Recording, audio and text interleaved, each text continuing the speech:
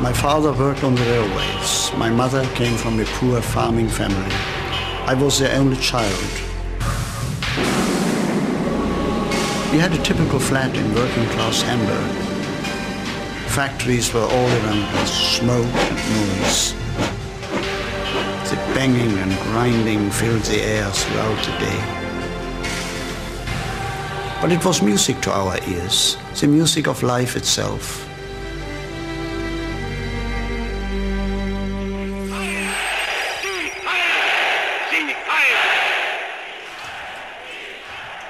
This is the story of one man's childhood. 10 years old when the Nazis came to power, like so many children in Germany, Henry Mettelmann learned to live, to fight, if necessary to die, for Adolf Hitler. When my opponents say, we won't join you, I just say, your children are mine already. What are you? In time you will die. Your sons and daughters stand forever in my new camp, and in a short time they'll know nothing else but this new community. For Henry's parents, the Nazi takeover spelled disaster. Henry remembers their hopelessness as the Brown Pest, as his father called them, marched in triumph outside. But for Henry, the Nazis were new, exciting. When my father spoke so badly about them, I just didn't understand it. I thought, what does he mean that these Nazis are so dangerous? They were always so friendly to me. I used to run alongside them as they marched, singing their songs with them. They were always so smart in their uniforms, the leather, the jackboots. Es marschiert mit ruhig festem Schritt. To get the next generation on their side, the Nazis had put tremendous energy into winning them over. Theirs was the party of youth against age, offering young people not just a dream, but a role to play. Standard bearers in the march to a new dawn. It was a way of channeling the natural rebelliousness of youth on organized lines. And the organization responsible was the Hitlerjugend, the youth wing of the Nazi Party. Denn ihr seid Fleisch, von unserem Fleisch und Blut, von unserem Blut. Und in euren jungen Gehirn brennt derselbe Geist, der uns beherrscht. In 1932, the Hitler Youth numbered just 100,000. Within 2 years, it numbered 3.5 million. And by 1939, it was an army, compulsory for all boys, with girls joining its sister organization, the League of German Maidens. It was the largest youth movement the world had ever seen. Vor uns liegt Deutschland, in uns marschiert Deutschland und hinter uns kommt Deutschland.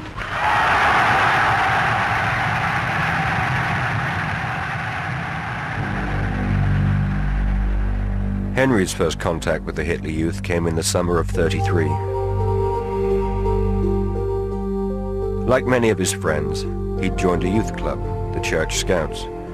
They met at the parish hall for songs and competitions. But one day, they turned up to find Hitler Youth boys there to teach them drill. Henry was secretly delighted, but telling his father wasn't easy. He hadn't wanted me in the Scouts in the first place, a Christian youth organization. He was a down-to-earth working man and didn't want his only son brainwashed by anyone. But to see me sucked up into the Hitler Youth, that really hurt him. And when I told him, "You must buy me a uniform. They told me to tell you. A brown shirt before the next meeting." He just laughed. He said, "Know how a bull hates a red rag when it's waved in front of it?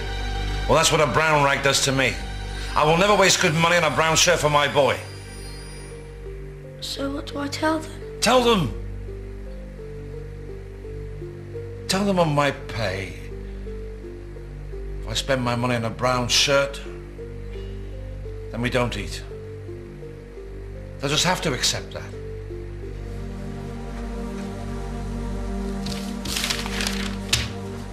And they did accept it, grudgingly.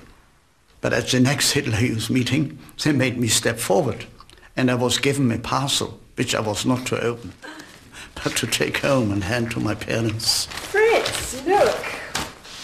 2 brown shirts for the boy, with the compliments of the party. Good. Good? What's good? Because a shirt is a shirt. So what if it's brown? It's material I won't have to buy and sew. It's good quality too. He can put his elbows on the table and it won't wear through. I simply loved it in the Hitler Youth. The uniform was so smashing. The dark brown, the black, the swastika. I loved marching, the flag before us, a drum beating the pace. Most roads in Germany at that time had cobbles. It was painful on our feet, but that didn't matter. We felt important. The police had to stop traffic to give us right of way, and passers-by had to salute, to respect our flag. I remember how funny it sometimes was with the old ladies with their shopping bags shooting their arms into the air.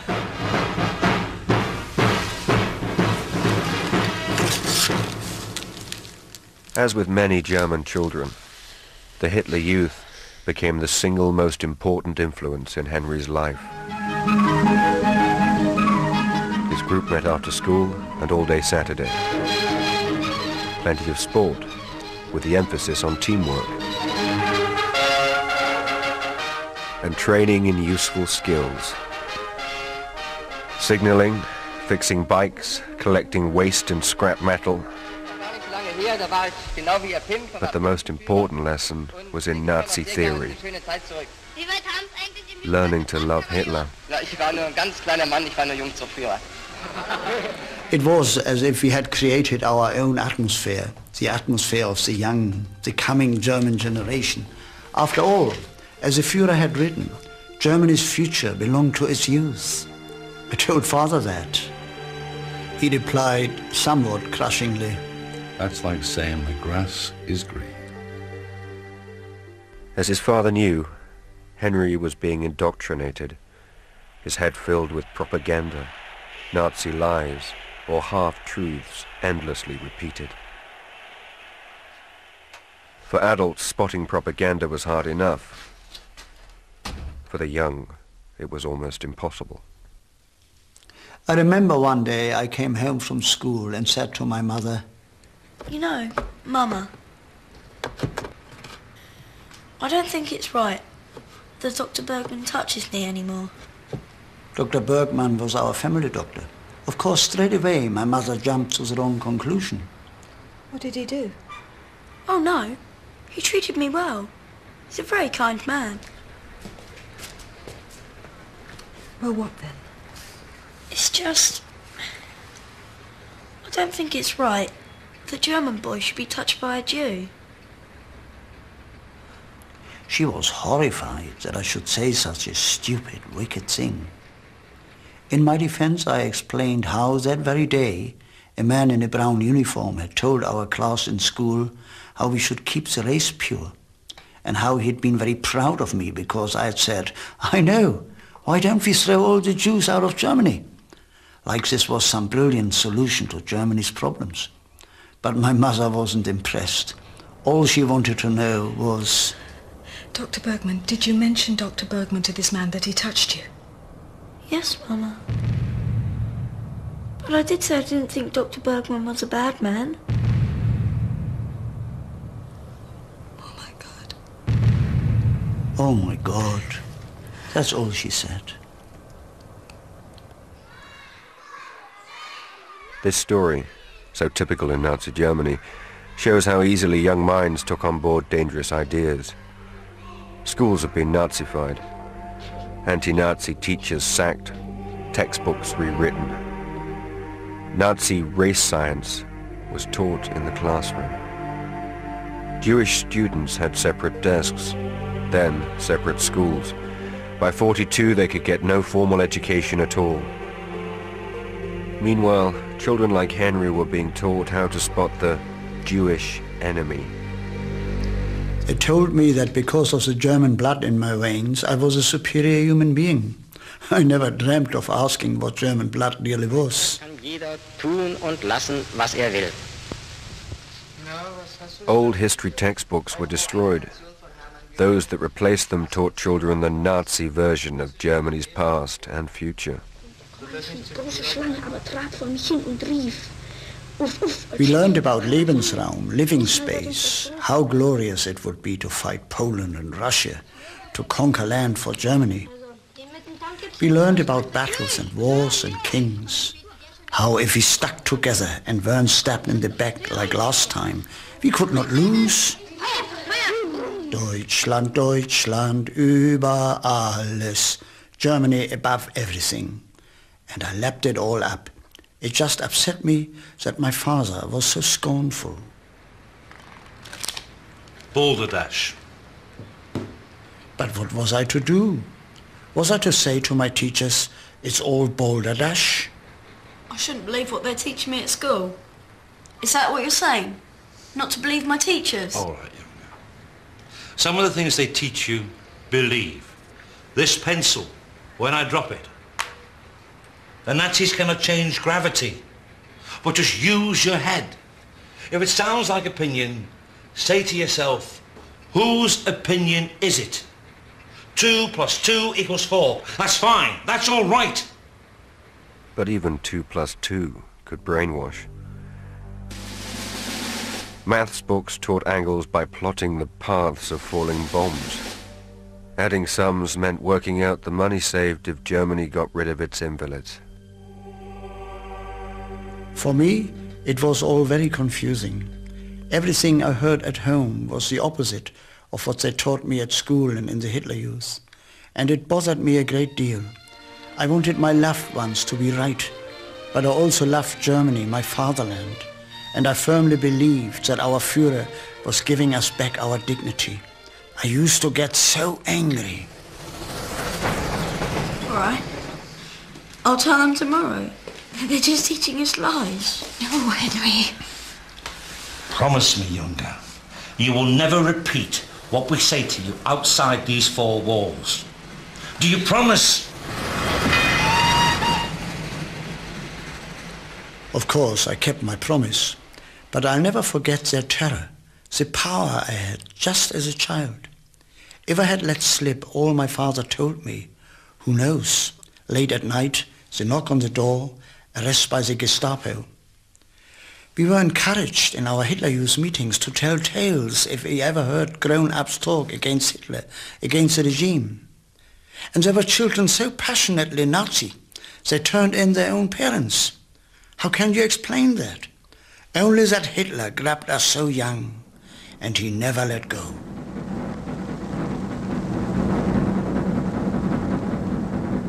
How many children escaped indoctrination? It's impossible to know.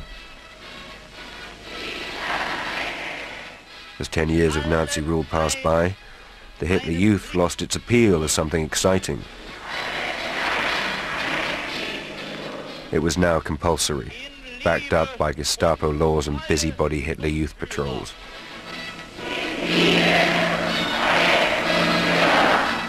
More and more, the rebellious thing was to refuse to join.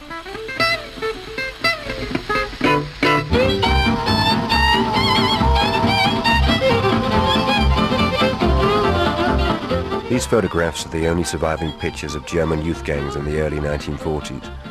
The Edelweiss Pirates, the Texas Band, the Navajos. They beat up Nazi officials, wrote graffiti on walls, but mostly they just hung out and listened to American jazz. Their casual, fun-loving attitude made a mockery of Nazi control. They dance outrageously. They call it swing. Sometimes 2 boys with 1 girl. Sometimes all together in a wild circle. Girls wear lipstick and paint their nails. It's monstrous.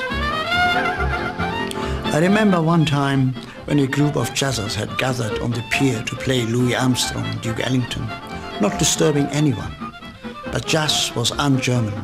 And so the self-important Hitler Youth leader marches up and orders them to stop this Jewish nonsense.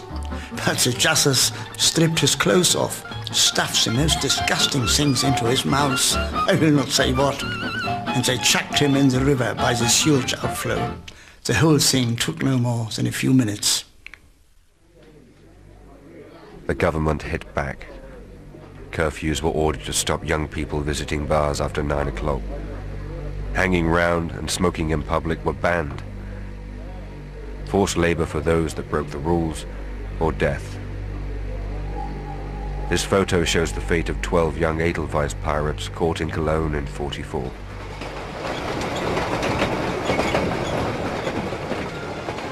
The ideal child, raised by proud Nazi parents, was of quite another mold. For one thing, young men and young women had different parts to play.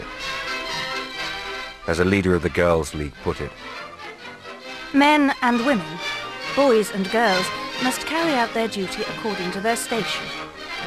Boys we raise as political soldiers, and girls as the comrades of these political soldiers.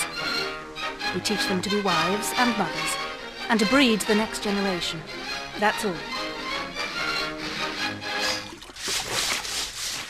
Kinder, Kirche, Küche. Children, church, and kitchen. Girls in Nazi Germany weren't encouraged to have ambitions beyond the home.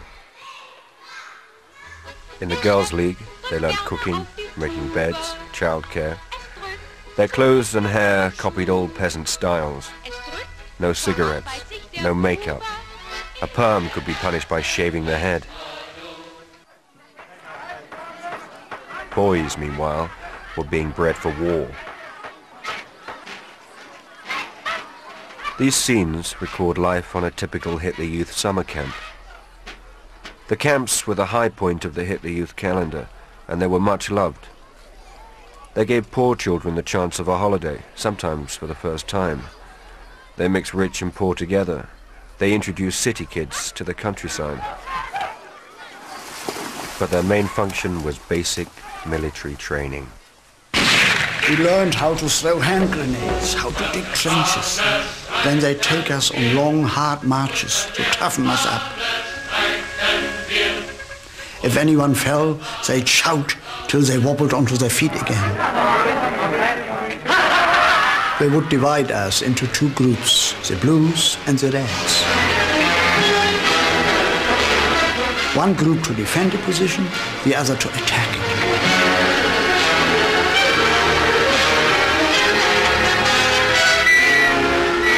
A whistle, and then contact. Noise, bloody noses, twisted arms, shrieks of pain.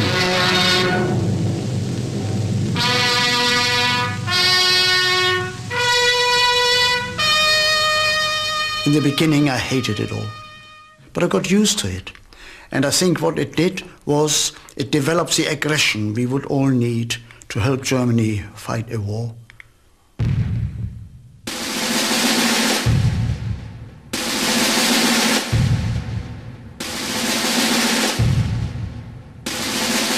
Some historians argue Hitler wanted war from the start.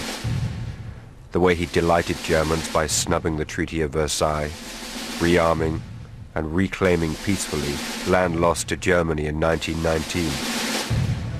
The Saar, the Rhineland, Austria in 1938, and the Sudetenland in western Czechoslovakia. But then, in March 1939, the rest of Czechoslovakia fell. Once again, the rattle of a German army on the march echoes in Europe. Where that march may end, no man can foretell, least of all the man who gave the order. Czechoslovakia wasn't conquered to unify German-speaking people. This was invasion, pure and simple. The first of many invasions to create Lebensraum, living space, for Hitler's master race.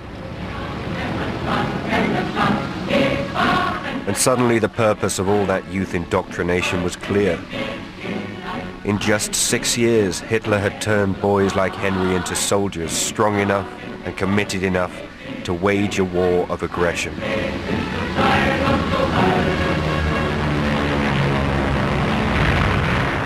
My father felt that the only cause worth fighting for was peace. He had fought in the First World War. To him, it had been a senseless slaughter of millions of young men, and he felt it almost a holy duty to save me from experiencing such horror. But no, I didn't see it like that at all. And if I was to die on a battlefield, well, that would be glorious, protecting my mother and father from our enemies. Such a death would be tremendous.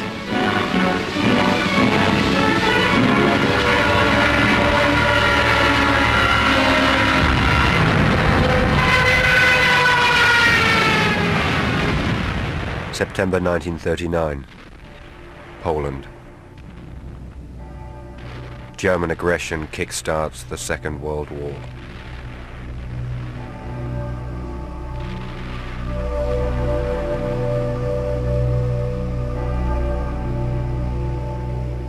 When it finally came, it was almost a relief. The air clearing after so much uncertainty. Our future was now in the open. Hitler himself said as much. And we believed our Führer with all our hearts, and we were prepared to follow him to the end of the world.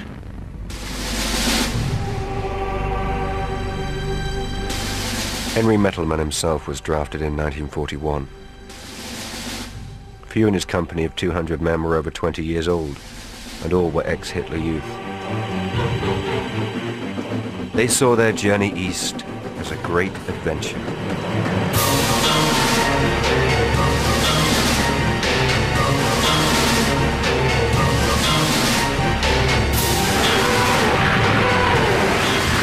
But the reality of war on the Russian front was somewhat different. This was perhaps the most brutal battle zone of the Second World War.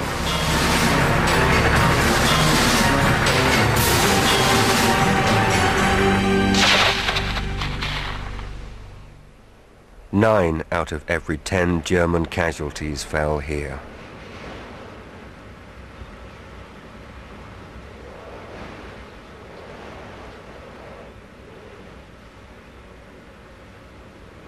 My father died just before we left.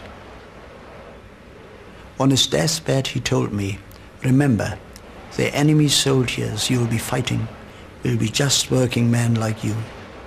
Force-fed the same slogans, fooled into the same false dreams." I just humored him. Later I came to realize the truth of his words.